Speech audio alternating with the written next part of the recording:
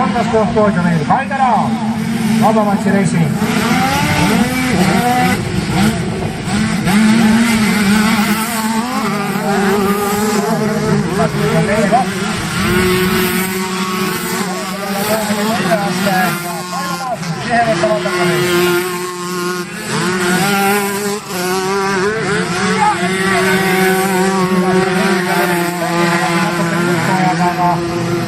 aga ikkagi kokkuvõttes teine koht oli ära.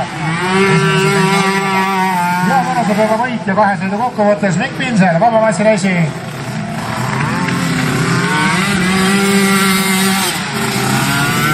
Aitäh teile, järgmine autosustamine juba peale järgmise sõidu lõppu ja seal on klass juba ka 3.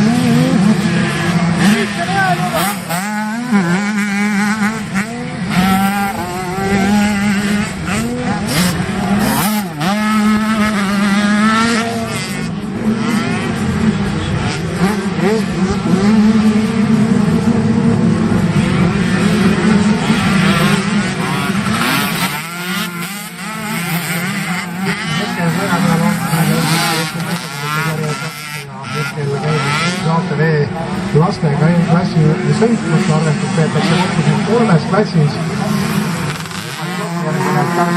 Kuna peale tuleb kaotame 2 klassi järel. Klassi võitjaid ja nende sõiduaeg on juba ainult 8 minutit on 2 inimest. Peame see lisa nobedalt toimetama.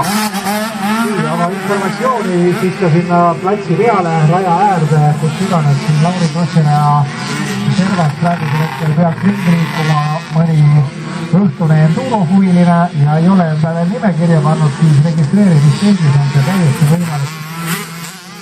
Registreerimiskeegi siin hommikul otsiti ja igaks juhuks oleme siis ka natukene, et siis jagasse võlgedega Arctic spordi teigid ja seal on siis võimalik registreerida